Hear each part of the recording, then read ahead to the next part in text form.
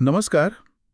आज आपण एका खऱ्या अर्थाने टाइम कॅप्सूलमध्ये हात घालणार आहोत. हां. आपल्या समोर आहे 1979 सालच्या योजना मासिकातला एक लेख, नागरी सहकारी बँका आणि कर्मचारी व्यवस्थापन. अच्छा. पण याची खरी गंमत पुढे आहे.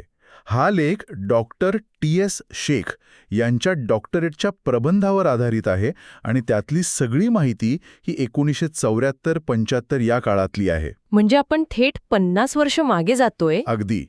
आपण थेट 50 वर्ष मागे जाऊन पाहणार आहोत की ज्या काळात महाराष्ट्रात सहकारी चळवळ ऐन भरात होती, तेव्हा या बँकांमध्ये आत नेमकं काय चाललं होतं. बरोबर. माणसं कशी निवडली जायची, त्यांना कसं वागवलं जायचं, या सगळ्याचा एक वेध घेण्याचा आपला आजचा प्रयत्न आहे. आणि हा प्रयत्न खूप इंटरेस्टिंग ठरणार आहे, कारण यात एक मोठा विरोधाभास दडलेला आहे असं मला वाटतं. तो कोणता? बाहेरून पाहिलं तर 70च्या दशकात या बँकांची संख्या, सभासद आणि ठेवी अक्षरशः आभाळाला भिडत होत्या. हो. एक प्रचंड मोठी आर्थिक शक्ती म्हणून त्या उदयास येत होत्या. पण प्रश्न हा आहे की एवढी मोठी इमारत ज्या पायावर उभी होती, तो कर्मचाऱ्यांचा पाया किती मजबूत होता. महत्वाचा मुद्दा आहे. या बँका त्यांच्या सगळ्यात महत्वाच्या मालमत्तेकडे, म्हणजे त्यांच्या माणसांकडे कोणत्या नजरेनं पाहत होत्या याचा हा एक आरसाच आहे. चला तर मग याच आरशात डोकावून पाहूया. सुरुवात करूया त्या काळातल्या चित्रापासून. म्हणजे या बँकांचा आवाका खरंच किती मोठा होता. हो, कारण त्याशिवाय आपल्याला त्यांच्या व्यवस्थापनातल्या त्रुटींचं गांभीर्य लक्षात येणार नाही. बरोबर. आकडेवारी पाहिली की डोळे विस्फारतात. लेखातल्या माहितीनुसार 1967-68 ते 1974-75 या 7 वर्षांच्या काळात देशभरात नागरी सहकारी बँकांची संख्या 950 वरून 1123 पर्यंत पोहोचली. अच्छा. सभासदांची संख्या तर 35 लाखांवरून थेट 70 लाखांपर्यंत गेली, म्हणजे सरळ सरळ दुप्पट. आणि पैशाचा ओघ तर प्रचंड होता. ठेवी 155 कोटी रुपयांवरून 385 कोटी रुपयांपर्यंत वाढल्या होत्या. एक मिनिट, म्हणजे 7 वर्षात ठेवी जवळजवळ 2.5 पटीने वाढल्या. अगदी. ही तर अविश्वसनीय वाढ आहे. पण यात महाराष्ट्राचा वाटा किती होता? कारण सहकारी चळवळीचा आत्मा तर महाराष्ट्रातच मानला जातो, नाही का? तुमचा मुद्दा अगदी बरोबर आहे. देशाच्या तुलनेत महाराष्ट्रातलं चित्र तर आणखी प्रभावी होतं. 1974-75 पर्यंत देशातल्या एकूण बँकांपैकी जवळपास 1/3. 1/3? हो, म्हणजे 306 बँका एकट्या महाराष्ट्रात होत्या. आणि ही सगळी आर्थिक ताकद मुंबई पुण्यात एकवटली होती. अच्छा. विचार करा, त्यावर्षी महाराष्ट्रातल्या एकूण 157 कोटींच्या ठेवींपैकी 94 कोटी रुपये एकट्या मुंबईत होते. बापरे. आणि 55 कोटी रुपये पुण्यात. म्हणजे 90% जास्त पैसा या 2 शहरांमध्ये होता. याचा अर्थ स्पष्ट आहे, लोकांचा प्रचंड विश्वास या बँकांनी मिळवला होता. नक्कीच.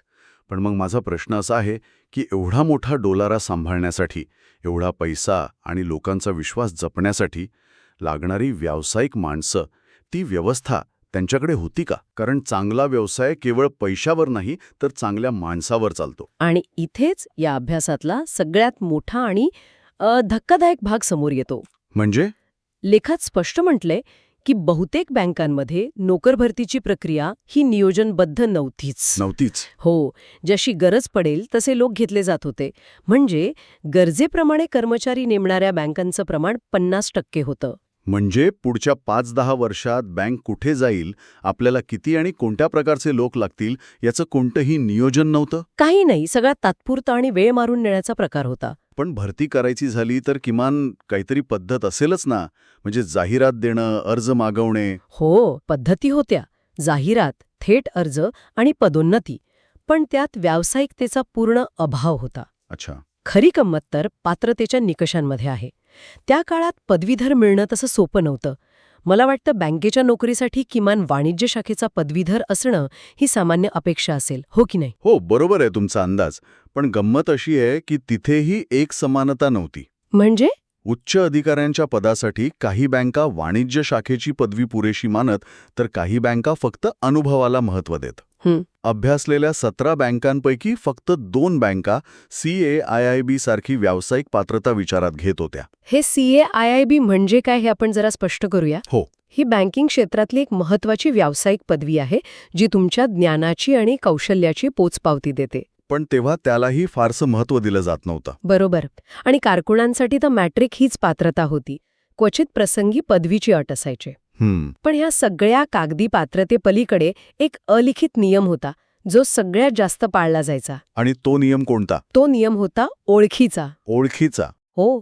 लेखात हे अतिशय स्पष्टपणे नमूद केलं आहे की शैक्षणिक पात्रतेपेक्षा उमेदवाराची जात, तो कोणत्या भागातून आला आहे आणि सर्वात महत्त्वाचं म्हणजे संचालकांची शिफारस, हा निवडीचा प्रमुख निकष होता. अच्छा. हाच त्या व्यवस्थेचा गाभा होता.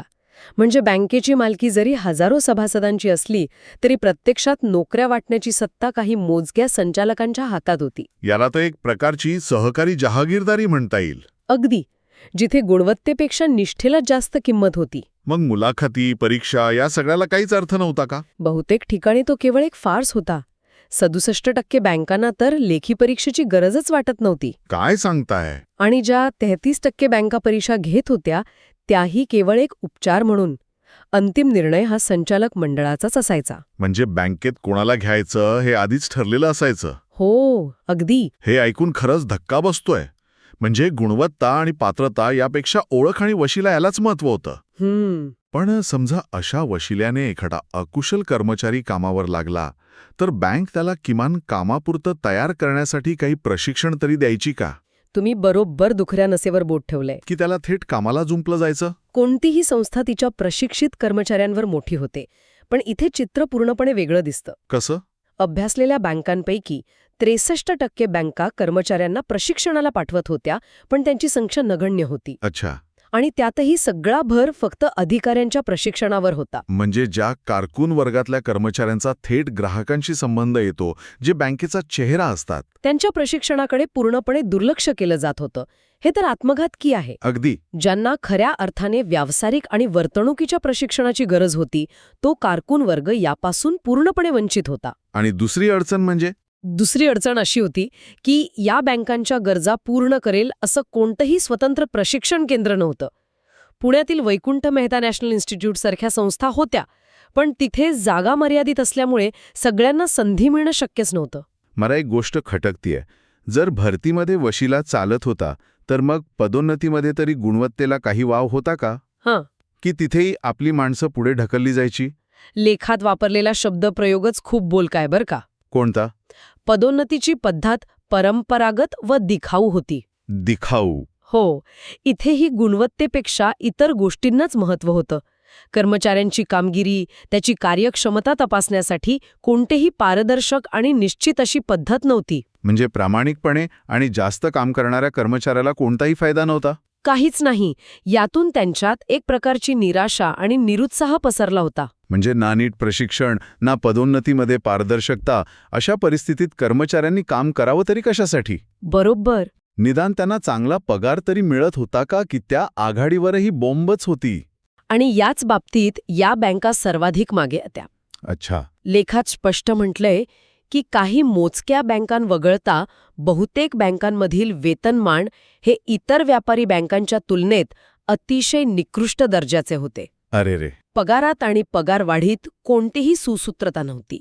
बँकेचा आकार, नफा आणि व्यवस्थापनाचा दृष्टिकोन यावर सगळं अवलंबून होतं. याचा थेट परिणाम काय होत होता? कर्मचारी टिकत होते का बँकेत? अजिबात नाही. परिणाम स्पष्ट होता. कर्मचारी प्रचंड असमाधानी होते आणि संधी मिळताच चांगल्या पगारासाठी व्यापारी बँकांमध्ये नोकरी शोधायचे. म्हणजे कर्मचारी सोडून जायचे? हो. त्यालाच व्यवस्थापनाच्या भाषेत लेबर टर्नओव्हर म्हणतात. आणि हे प्रमाण या बँकांमध्ये खूप जास्त होतं. गंमत आहे. जे कर्मचारी बँकेच्या प्रगतीसाठी महत्वाचे होते तेच सोडून जायच्या तयारीत होते. अगदी. अपुऱ्या पगारामुळे आणि वाईट वागणुकीमुळे. पगार तर कमी होताच, पण कामाची जागा म्हणजे ऑफिस कसं असायचं? कारण कामाच्या वातावरणाचाही कर्मचाऱ्यांच्या मानसिकतेवर आणि कार्यक्षमतेवर मोठा परिणाम होतो. हो. आणि कामाच्या परिस्थितीवरही लेखात सडकून टीका केली आहे. अच्छा. कल्पना करा, दिवसभर कमी प्रकाशाच्या कोंदट जागेत काम करायचं.